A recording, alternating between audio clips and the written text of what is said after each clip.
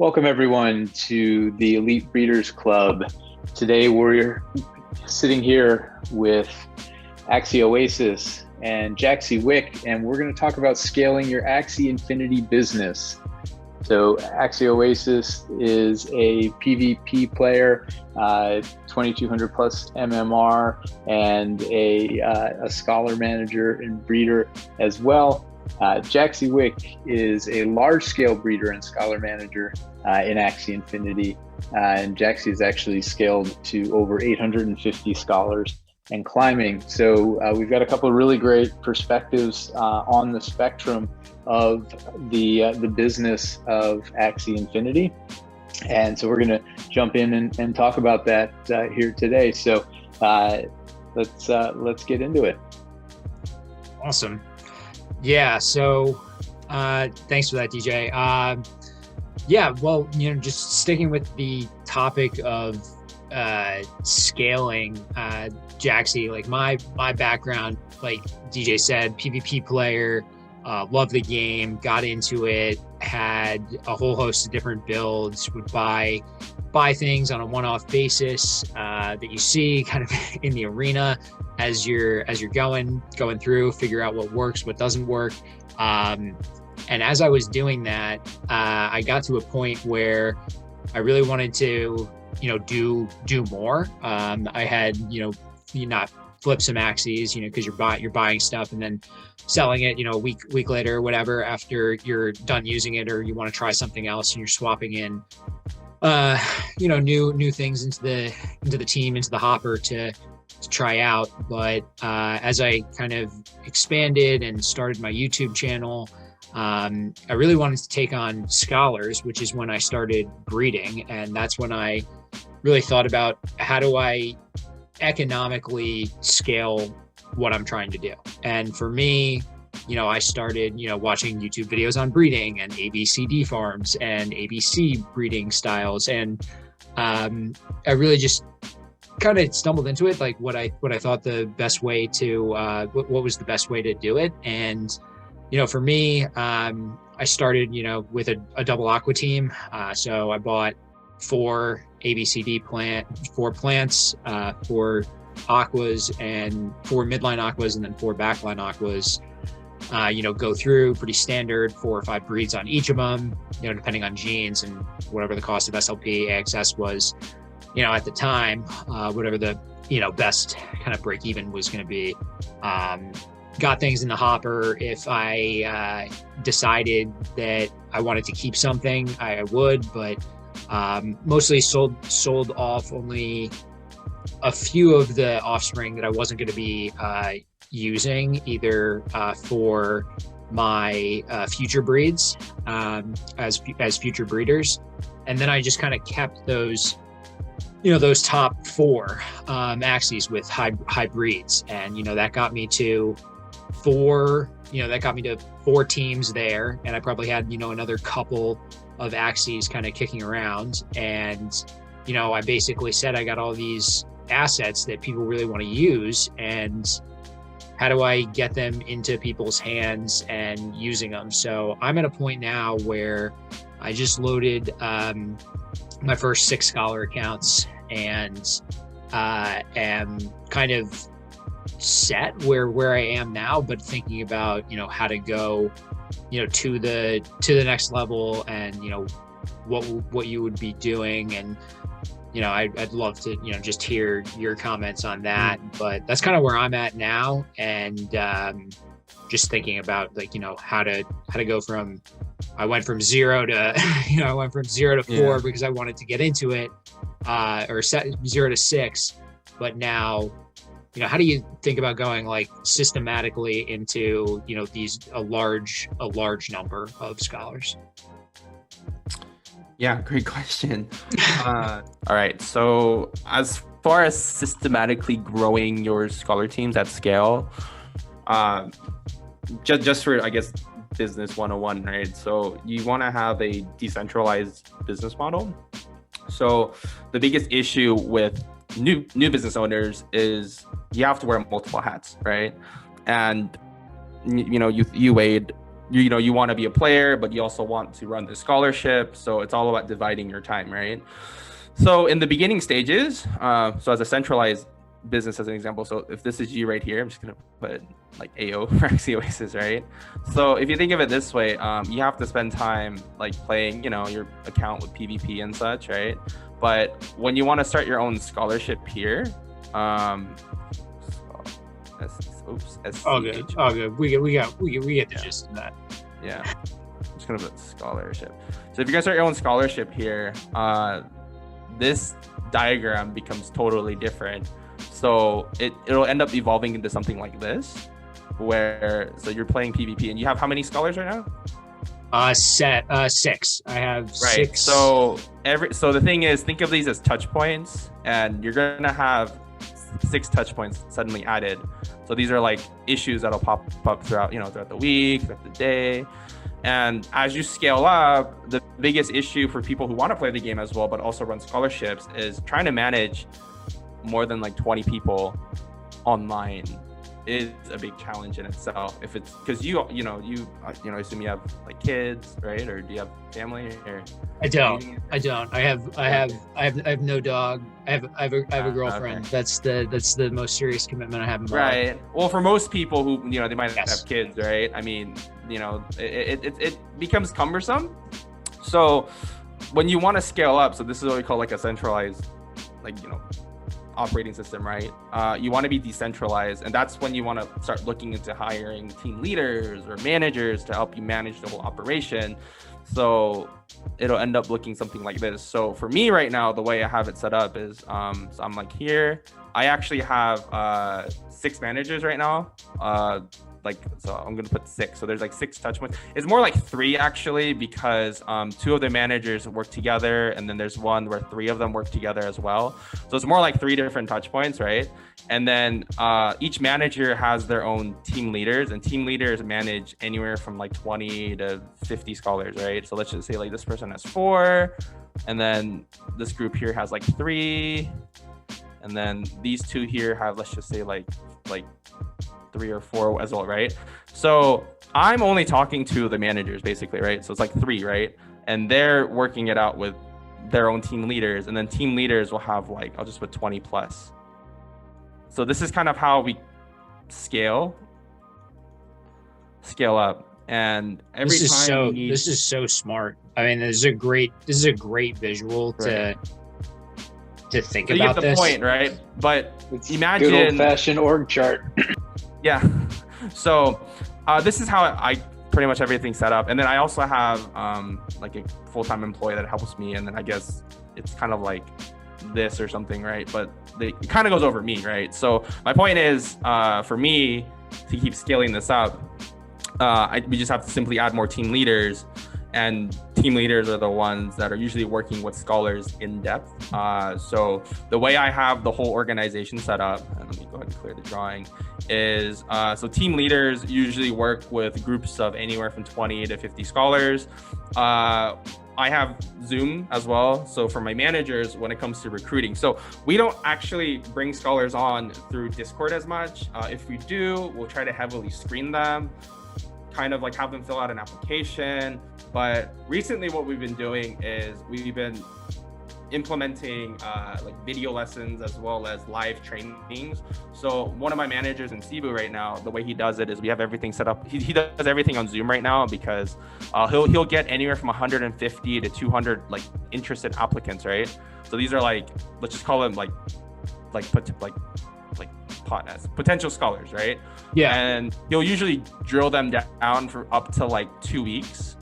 And for those 2 weeks, he'll actually play like on the account that I gave him with different builds, and people have to show up, right? So if people show up, he'll make notes of who shows up every session. And it'll be like maybe a video every day, like for literally 2 weeks.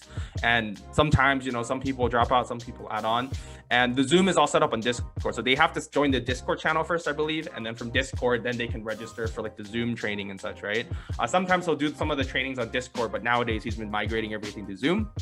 So for those 2 weeks, he'll show gameplay, explain to them how this game works, like how you go ahead and, play PvE, like how you make SLP. And now with the new announcement for Ronin, right, it's going to be a lot easier to do Ronin to Ronin transactions now, so that way scholars don't have to pay huge gas fees. So we also cover like payment, like this is how you get paid. You have to set up Ronin, you have to set up Binance, you have to do all this KYC stuff.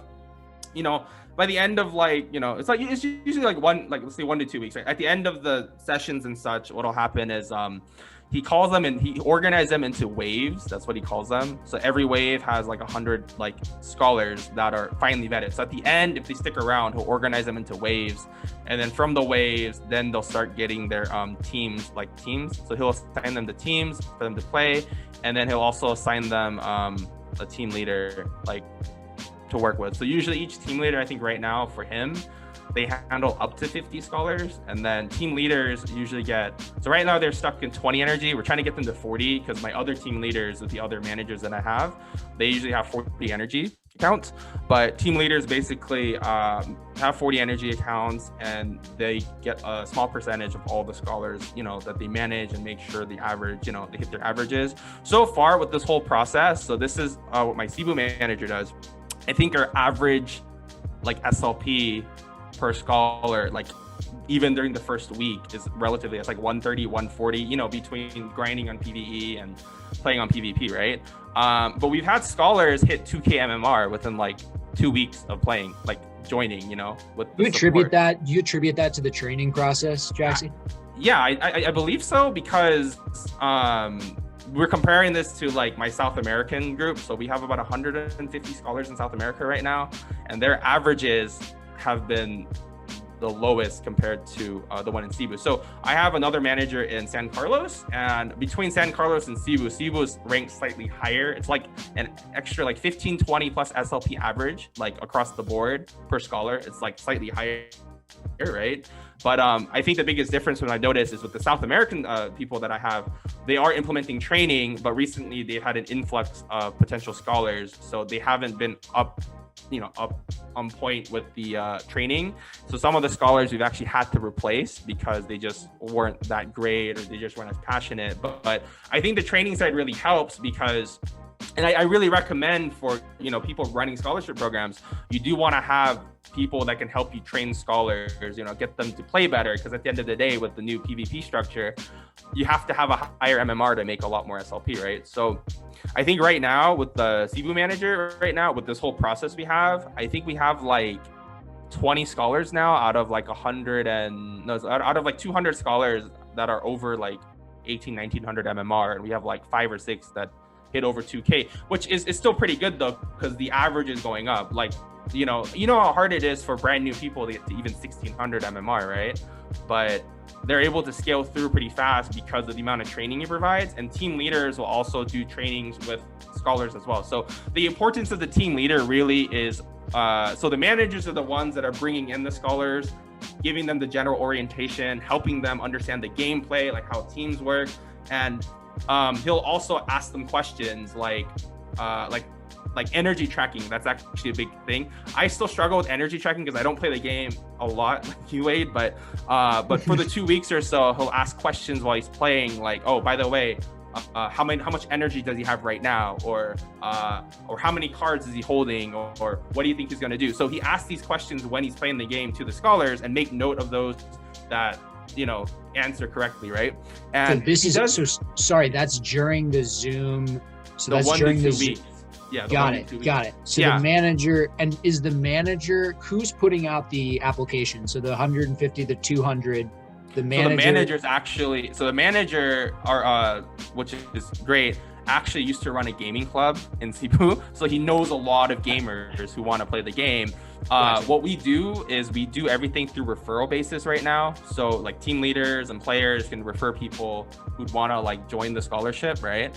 But the way it's set up is we do set it up as if it's a real business, right? Because if you look at other scholarships right now and people who are struggling in a way, I don't really know most people that actually provide a lot of training, hands-on training for scholars, right? And I think that's a really big importance, especially with the PvP change. You do have to have scholars that can play, but you can't really expect to bring on scholars and assume that they can play from the get-go, right? So Yeah, I'm actually Right. I'm just learning that, not to, because I mean I'm every step of this process here, and I'm just actually learning that, where it's okay, I just did this, and like, do you understand like why this might be better? Because I've got, beast damage on this backliner, and I want you to test it out and see if it's better than, just like a pure aqua. And they're like, beast damage does more damage to the plant tank, and I was like, whoa, like, I talked to you, I vetted you, I think that you're, someone that I want to work with and partner with, but I just skimmed over the entire part of, wow, like there's a learning curve to get to, where, like you said, even getting into, you start earning 12 SLP at like 1500 to 1600 MMR a win, so that's definitely a key like hurdle rate. That's where scholarship can really make a difference. If the average scholar is at like 15, 1600, that makes a huge difference to having a lot of scholars at like 12, 13, like that's a big difference. But I really recommend, like, if you're planning on bringing on like 50 scholars or 30 scholars at once, I would consider doing a 1-week orientation at least, and just doing live plays, having them show up, put in the time. I mean, I think even Bryson, because I saw in a couple of his YouTube videos, like he has the Twitch tracker, right, where he'll track people showing up, asking questions, putting in time, and then he'll add them to his scholarship, right? It's kind of like the same thing, and I think this is a really important thing that a lot of people skip out on. But this is why having team leaders or people that can help train them is great, because if you are also trying to do other things, like you want to do more YouTube, you want to do more stuff on Discord for your community, you want to do more, you might want to spend more time with your family as well. Like, it's really hard to do that unless you have all these like systems set up, right? So I do recommend for people wanting to start scholarships and expanding, like, just consider, like, if you're adding 1 or 2 people a week, then it's different. Like, you can probably do a little bit more hands-on training per person. But if you're trying to bring on like 10 plus people every week or every 2 weeks, you might want to consider, like, before, so like an example is if you're planning on adding 10 new teams like every 2 weeks, then a week before you start making the teams, like, consider doing orientation, have scholars understand like energy advantage, card advantage, have them understand how to like know what to expect from other players, and I your average for your scholars should be up significantly more when they start playing, versus just handing them the account and expecting them to know everything, right? Like, I don't think that works really well. And also having this level of investment towards your players do help with retention, in a way. I also one of the things we make sure is we do ask scholars. I mean, it's not that I don't want scholars to start their own scholarships. I do encourage scholars to start their own scholarships, if they want to down the line. But one of the things I've learned is, if you want to bring on scholars that are super ambitious, then you can consider, like, if they make really good progression, you can also let them know, hey, like, we have advancements in place. Because one of the issues I've had with one of the scholars recently was in my South American group, one of the scholars we brought on board, we gave him a solid meta team with backline Terminator, Dual Blade Beast, and then Yam Clan, and he hit 2100 MMR in like 2 weeks, right? But what happened was we found out, because the friend of mine, the same friend I said that, started his own scholarship, and he has it's about the same number of scholars as I do right now. That same scholar actually went and hit him up for a scholarship. And I think the issue was, well, we told our scholars, like, listen, we're going to start making 40 energy account for players who hit like 2K MMR. So we do have advancements where if you hit like 2K MMR for sure, you're going to get 40 energy. But it takes time for us to get enough fillers, and we also have to work our way from top down, because we have scholars that have MMRs at 2300 right now too. So we go down from priority, right? But basically, like, one of the scholars was like super impatient and then wanted to like get another scholarship from someone else, so we ended up having to kick him out. But I think providing a clear path for advancement helps for like long-term, like retaining talent, right? So if scholars hit 2K MMR, great. Like how many scholars do you have that hit 2K MMR? It might be like 10% or 15% of your scholarship or something, right? Maybe more. But if you have advancements in place for them, like, you know, and they're really good people, like it's a win-win for both parties, because they'll help train up your next round of scholars, and they'll also be the ones to help do the whole hands-on process with scholars as well. So, but yeah, I definitely recommend putting some time and like investment towards making sure scholars that you bring on board are capable of like playing, you know, with the tools you give them. Yeah, absolutely. And it's just really solid business principles. You know, you're bringing people onto a semi-skilled or skilled position, and you know, in order for people to perform at their roles, they need to have training. You know, it's absolutely critical. And then the benefit is you get them up to speed faster, and you have less people washing out, etc. I mean, think of it this way: like people watching right now that are playing, like, could you hit 2K MMR in like 10 days? You know, like that's, or even like 1500 MMR, 1600 might be a challenge for people who don't understand, who are brand new. But because everyone that we bring on board understands the whole fundamentals of the game from the get-go, they're able to scale to 1600 MMR in like 3 days, 5 days, you know, like, right. And that makes a huge difference versus trying to bring on 100 scholars or 50 scholars, but they're all like 1200 to 1500, like various ranges, right? So so the way I look at it is just trying to bring the whole average up. The other thing is we also do prize pools. So right now I'm contributing about we're raising it up to about $3,500, but basically every 2 weeks, like, so we pay out every 15th and 29th to 30th, usually like 14 to 15, 20 to 30th. And we offer first place prize is actually $500 for scholars. So whoever has the highest average for the 2-week period for SLP gets $500. Then we work our way down to like 350, 250, and then it's like 250 for like the next 10.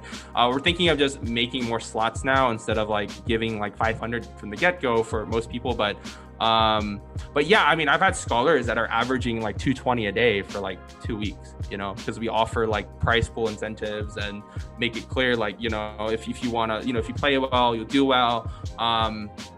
I think some people ask me about like, well, what if like scholars have different builds? You know, if scholars can actually hit like the average peak MMR with their build, like we'll also have them try different builds, you know, like, so we'll actually be able to swap them out with something that's more recent or more meta, right? So we make it very clear in our scholarship, like if you play really well, like we'll let you test other builds out, we'll give you more energy. Like we have advancements for team leaders. We're also building a leaderboard team right now, so we can get more scholars up to like, we're trying to get to the top 1,000 and have a lot of scholars hit it. I think one of them is at like 1,700 right now. So, you know, I think having like incentives and opportunities for people will also have them want to stick around more, and you know, which can help, you know, but yeah, that's pretty much the whole setup we have for training scholars and bringing them on. How do you find your top level people, the 3 people that are the connections directly to you? How do you go about finding? The first one I actually was when I first started Axie Infinity, and I was looking for scholars. I was going through applications on Discord at the time, but one of them just stuck out really well because I've been because you know I've hired VAs from the Philippines before for my other businesses, and one of them just stuck out because you know how you get all these copy paste applications, and it's like, man, like you really want people to put a little bit of effort, you know, but one of them really stuck out. So I ended up talking to him, and we did like a really lengthy interview, and I had him play on an account that I set up, and he seemed to understand things from the get-go. And I explained to him, like, I do want to expand my scholarship, but I think you know, being able to bring people on would be huge. And you know, like with most scholars, like they have people that they know who need a scholarship, but it's just so hard for them to get one, right? So I told him, like, if you want to bring, you know, refer people and bring them on board, like I'll take him on. And then he started taking more of a managerial position, where because he was actually helping the new scholars he brought on board like play better and such. And I mean, he was talented from the get-go in that sense. So then I talked to him about asking him, like, do you want to help run this with me? The other two people are actually people that I knew. So my South American one is actually a business partner of mine from 2019 and 2020, where we like ran a business together.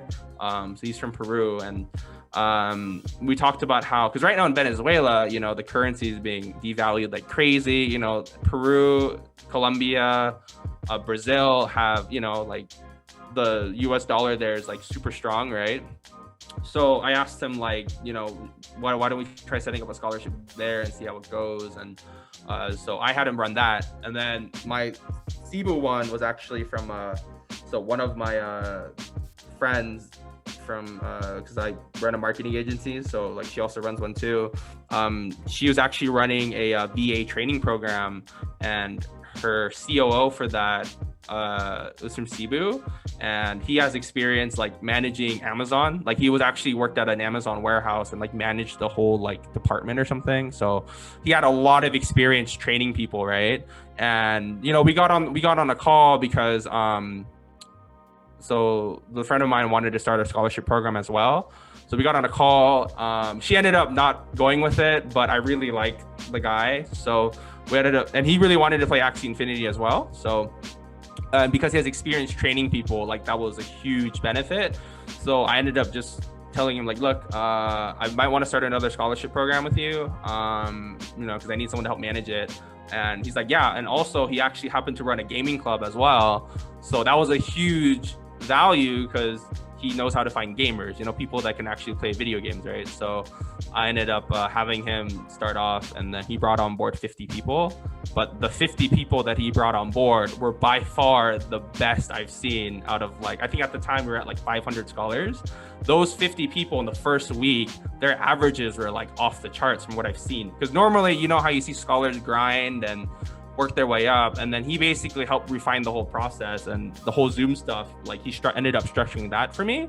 So that's pretty much how like we ended up going from there. But because he has such a huge influence with like gamers, and he knows where to find them, and like the average for the Cebu stuff has been like nuts compared to like the other two groups that we have. So yeah, so it was just crazy because the average was like so high for like entry level players, and the fact that they were all getting to like 1800 MMR in like a week, just playing, I was just like, wow. And so that's pretty much how I found the people to help me run this basically. And yeah, no, it's pretty impressive. Thinking about the different layers, I think that's really smart, thinking about the different spokes. And as you said, you can only have so many touch points, and you can only manage so many people, and you can only see so much going through. And yeah, as a PvP player, I mean, I was telling my scholars when I was interviewing kind of the last of them over the past couple of days, and I'm like, I'm exhausted, dude. Like I was up until 2 a.m. grinding, playing the game because I was, trying to get up into, higher levels of MMR because I haven't been putting as much time in from a PvP standpoint.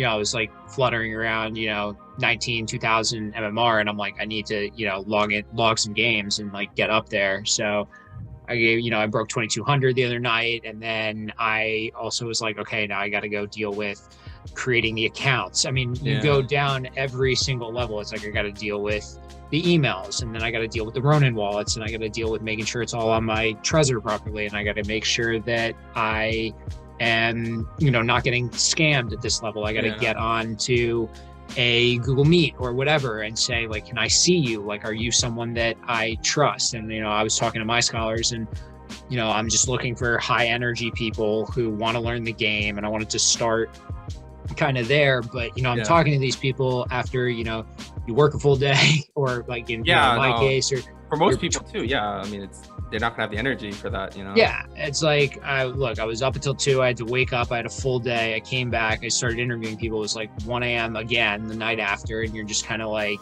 I gotta scan through the output from a Google form to see if I can, discern anything that's like maybe this person is slightly better than someone else. And then I gotta get on a call. Like I'm on the East Coast of the United States, and I'm 12 hours behind people in the Philippines. I have a couple scholars from India. I mean, you're dealing with areas that I'm not even remotely close from a time zone standpoint. So you're just, it's an uphill battle when it comes to all of that. And if you're, like you said, you're creating, I'm creating 6 touch points. And then, like you said, if I'm also the PvP spoke and the breeding spoke, that's 8 before I do anything, in my real, in my real life. So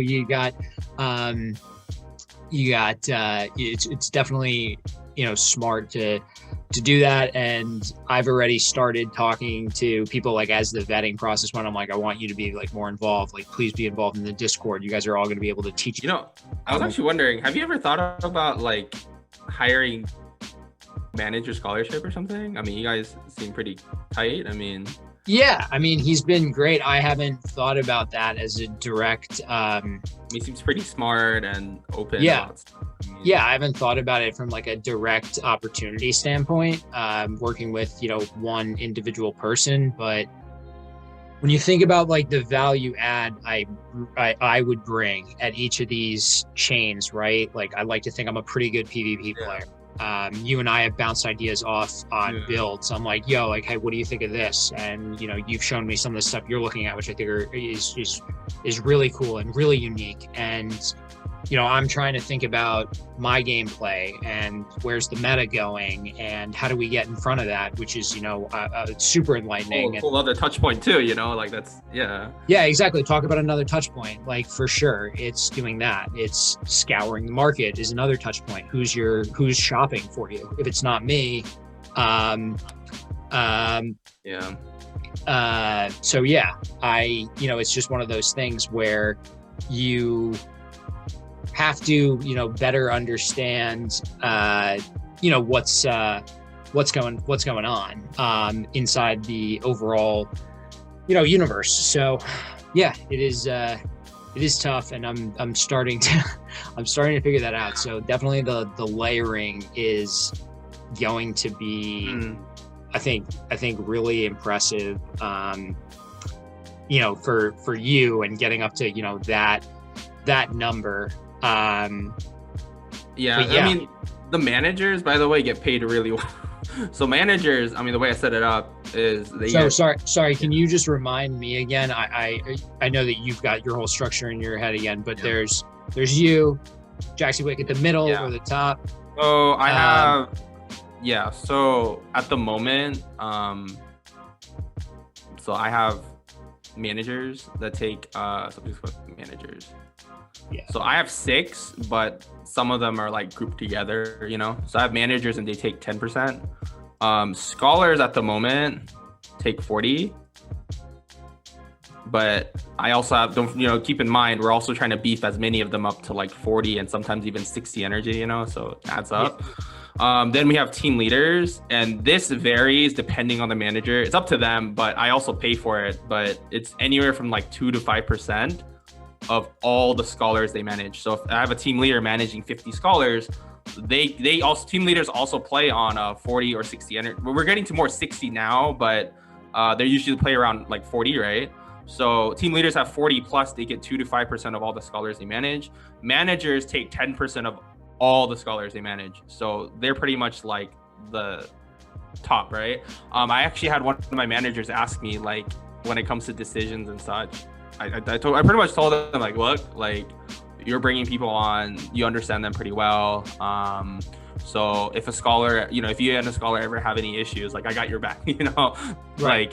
Like you're at the top of my list, right? So, but the whole point of the manager really is just to help fulfill the whole like operational side of it, so you can have more time to focus on the business, right? I think a lot of people spend too much time working in the business but not like on it, right? So for me, my responsibilities are, I have to look for new builds, I have to look for like what might be coming up soon, I have to think about like where's everything heading, right? Like I take a look at the Axie world economics a lot, and I just, you know, try to figure things out from there, like see, okay, like where do you think SLP price is going, you know? And then and I also told you that I also raised money, outside money, right? So from people that help launch these scholarships too. So basically, so I also have people that I have to talk to, because, you know, they want to make sure that, you know, this is doing well. So yeah, so that's pretty much, you know, where this is, the way it's set up is, you know, I think scholars do get paid pretty well, because I mean, we give them really solid builds that they can hit 1600, 1800, 2K MMR, right? So we spend a lot of money on builds, like, you know, like the stuff I showed you too, right? Like I'm buying up like 6 of those to breed, you know, and we're trying to create as many solid teams as we can, you know? And last thing is we have leaderboard that's coming up next. So we already have scholars in the leaderboard group, and these are all like the top players that are like crushing it. We give them all the best tools, and we even go out and spend money on Axies that we think that they need, you know. So I'll ask them like, hey, like, so when double talk first became a thing, you know, a double talk bird at the time was like 0.6 ETH, right?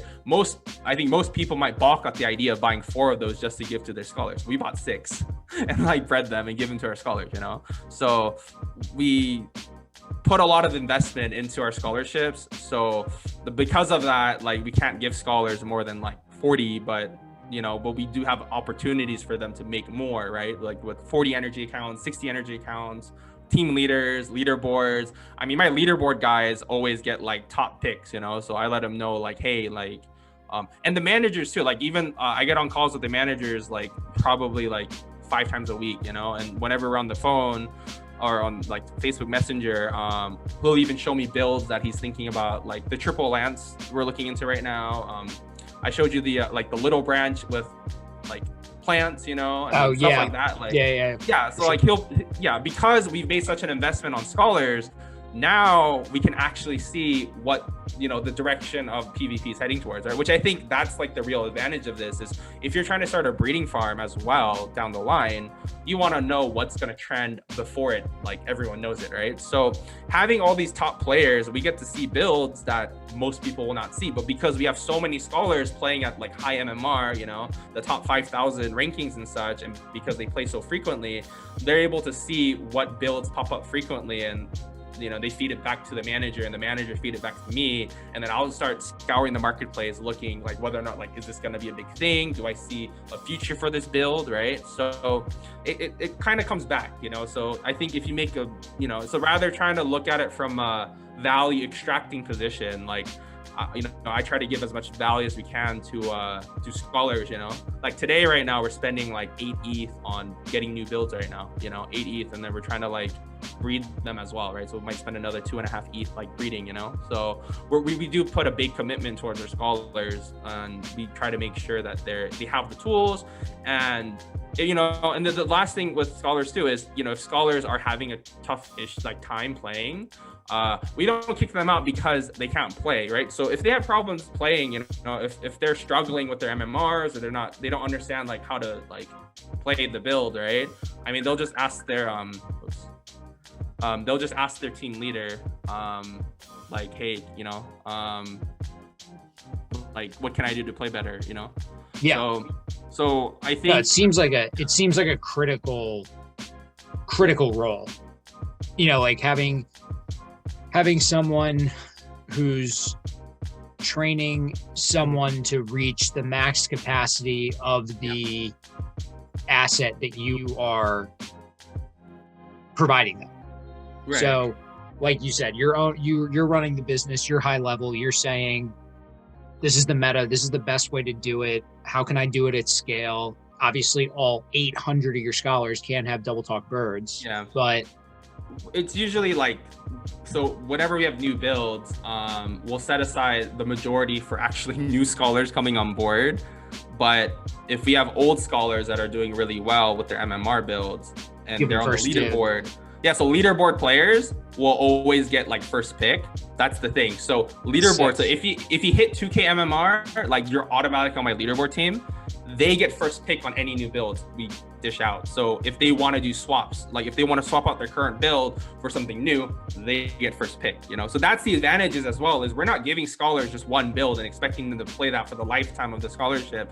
If they hit 2K MMR or even 1800, like they can request to get different builds. Like we'll swap them out, you know, and if they get to the leaderboard group, you know, if they hit 2K MMR, like we'll give them first pick on anything new that we get, right? Which is a big advantage, and it's kind of why most of them usually stick around a lot longer, is because I don't think any other scholarship would be willing to spend the amount of money like we're spending to get these new builds so that they can, you know, continuously play the best that they can, right? So that's like the level I'm operating at. And then if you compare that to like other people, you know, I'm not talking down on other people, but like I think a lot of people running scholarships just think, I'm just gonna buy these 3 Axies, give it to a scholar. Oh, if they can't play it, like I'm just gonna find someone else.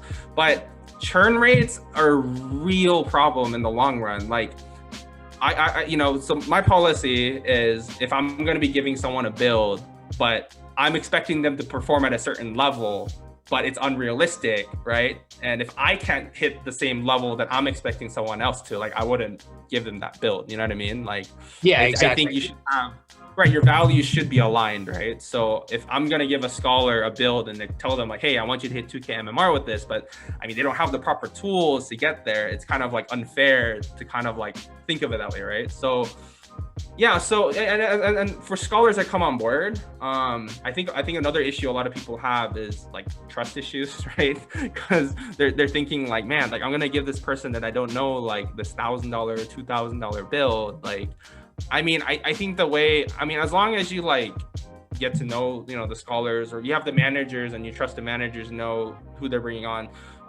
We actually do for the referral program we have.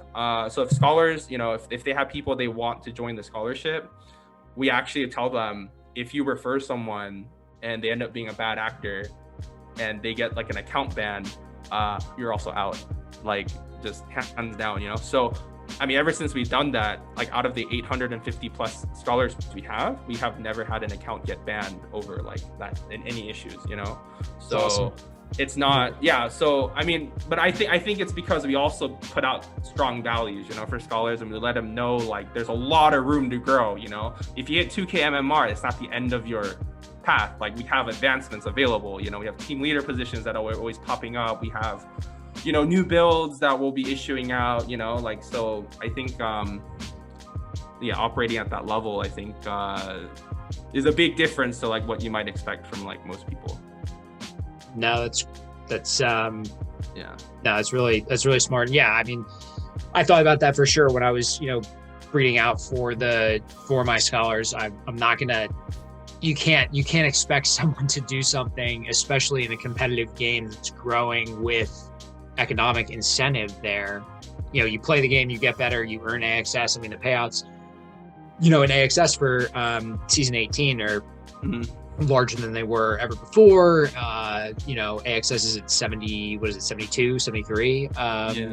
You know, it was 15, 10 when I was in season 17. So, you know, there's people who are going to be attracted to that and people who are going to be competitive to do that. And as the game grows and you get more traction, you will need higher quality, you know, assets to do that. So I think it's just really interesting to think about how you structured it and have been providing things to people, obviously for long-term success, which is great because, you know, you're investing inside of, you know, you're investing in people and you're putting in time. And, you know, I don't want to have to do it. I don't want to have to, pull the plug on someone. I'm like, I went through the apps.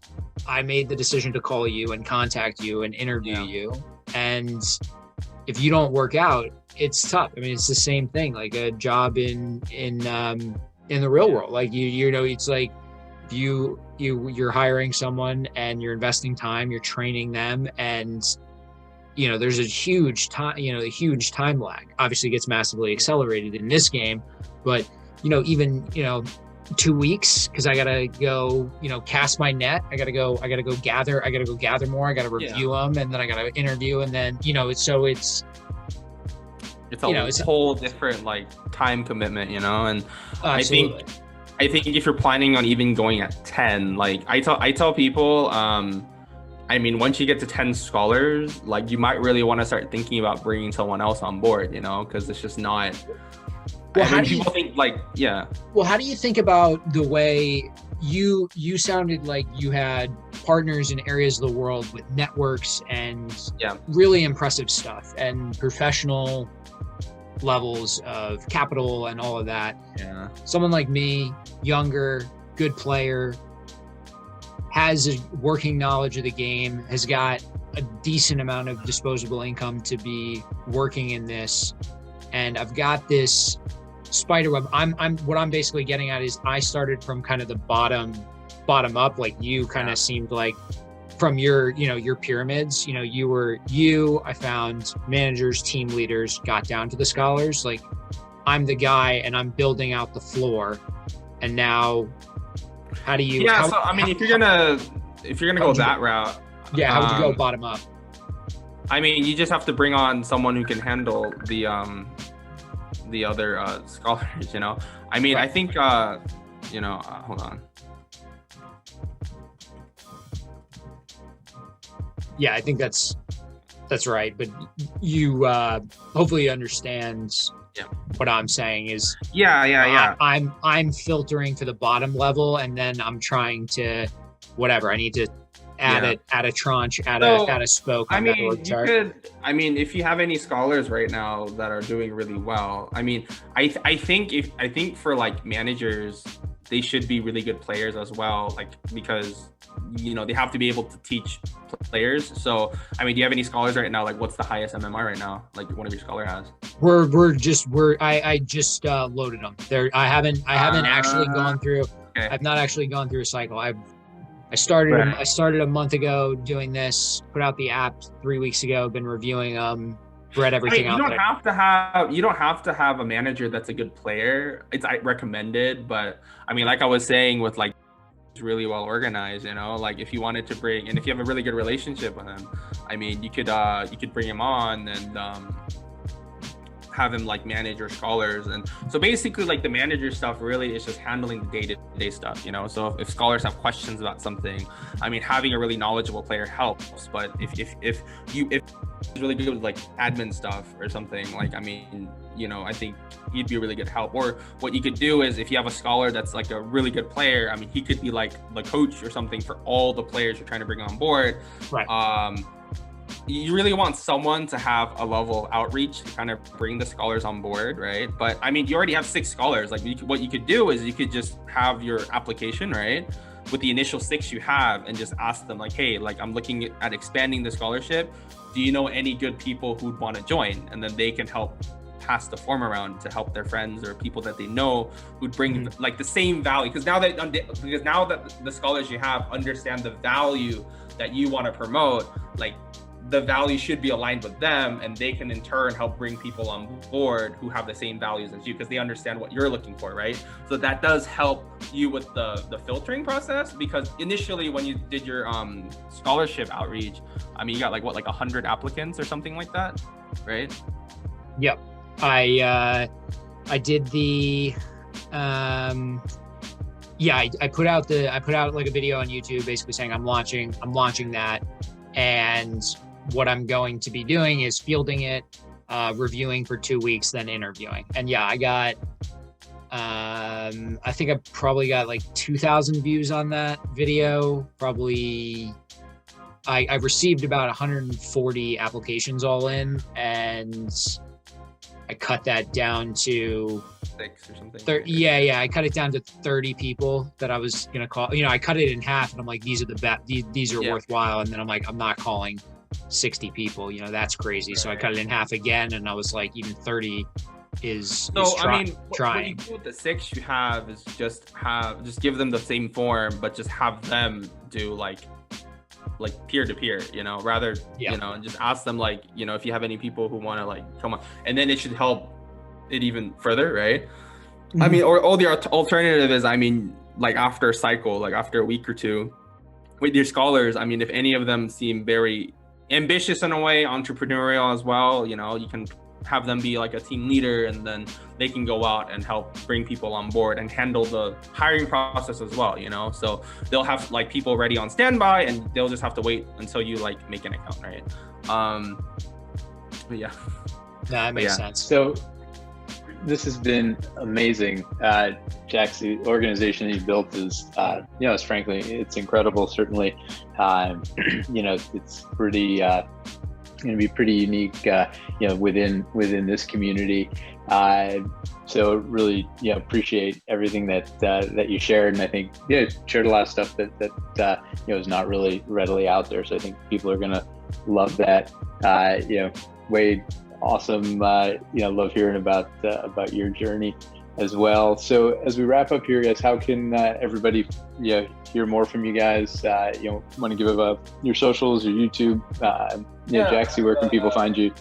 My YouTube, I think, is the easiest, and then I have like my Discord links and such on my videos, right? But yeah, YouTube would probably be the easiest for me right now. Awesome. You're Jaxie Wick on YouTube, right? Yeah. Excellent. Yeah, and I think I'm at Axie Oasis on YouTube, and very similar.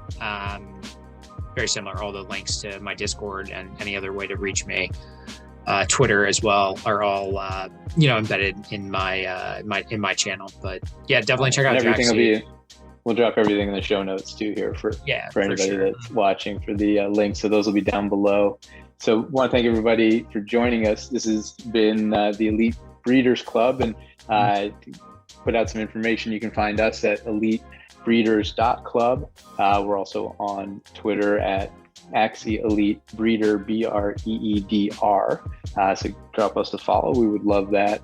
And we've got a website and a Discord link to that with some great free content, some really cool build guides that we've been tweeting out, and that really high production quality stuff that you know, is really easy to read.